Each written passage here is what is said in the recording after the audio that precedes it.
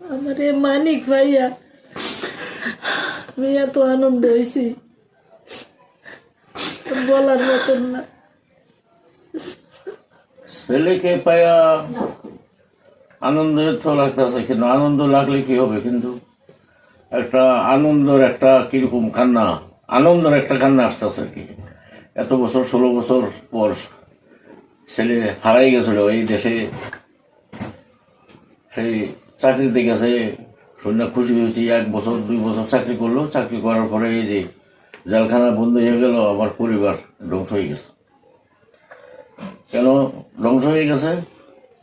মনে করেন ছেলেকে কারা করে এই ঢাকা আসা যাওয়া, সন্তান তো গেছি, মাসে মাসে গেছি, 15 দিন গেছি, 3 মাস পরে গেছি, এমনি আপ ডাউন গাড়ি ভাড়া, যেই ক্ষতি আমরা হয়েছি। কালার এক্সপার্ট, জর্জ স্যাপ এবং মাইল্ড অন হ্যান্ডস টেকনোলজি সমৃদ্ধ অরিক্স ক্রিস্টাল ওয়াশ আপনার লন্ড্রি এক্সপার্ট। এগুলা বললে আর শেষ করা যাবে না। তো যাক, এই সরকারের মাধ্যমে সন্তানকে আমরা ফেরত পাচ্ছি। এই ছাত্র আন্দোলন সরকার, ডক্টর মোহাম্মদ ইউনূস সাহেব, ওনার উসুলা আমরা চাকরিয়া তাকে জেলখানা থেকে মুক্তি দিছি।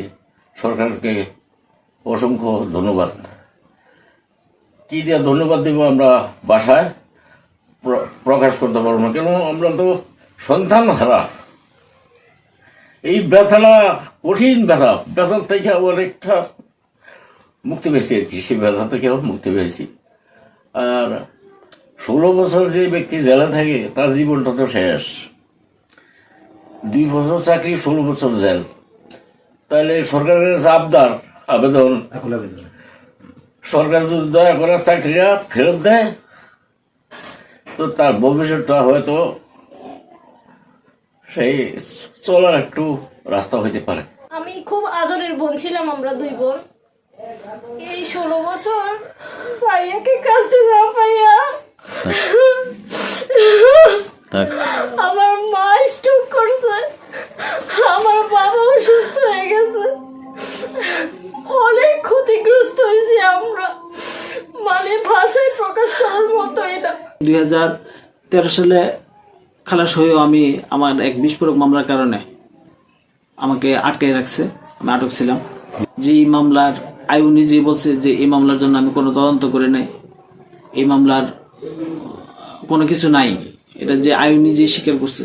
সেখানে একটা প্রহসনমূলক মামলা দীর্ঘদিন ধরে আটক করে রাখছে, যেটা খুব অত্যন্ত পরিতাপ এবং দুঃখজনক। আমার যে ক্ষতি হয়েছে সেটা আসলে কোনো কিছু দিয়ে এটা পূরণ করার মতো না, এটা অপূরণীয় ক্ষতি হয়েছে। আমি একটাই চাওয়া যে আজকে দীর্ঘ 16-17 বছর আমি জেলখানায় ছিলাম, যে অন্তত আমার যে হারানো সম্মানটা আমি যেন ফিরে পাই। আমার যে এই কলঙ্ক থেকে আমি মুক্তি চাই, আমি যেন আমার পূর্ণ কর্তব্যস্থানে আমি আবার ফেরত যেতে পারি, বা আমার চাকরিটা যেন ফিরে পেতে পারি, সেটাই। তো দীর্ঘ 16-17 বছর আজকে কারাগারে আছি, যেটা আমার জীবন ধ্বংস করে দিছে। এখানে যে জেলখানা থেকে আমরা মুক্তি পাইছি, বা যারা মুক্তি পাইছে, এখানে সর্বপ্রথম আমরা শ্রদ্ধার সাথে স্মরণ করতে চাই যারা ছাত্র আন্দোলনের সময় আত্মত্যাগ করছেন, শহীদ আবু সাইদ, তাকে আমরা শ্রদ্ধার সাথে স্মরণ করতে চাই।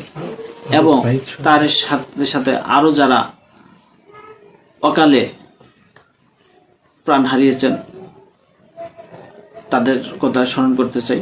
এই ছাত্র জনতার আন্দোলনের ফলে যে একটা নতুন বাংলাদেশ এসেছে, যার কারণে হয়তোবা আমরা এই বাইরের আলো বাতাস ভোগ করতে পারতেছি।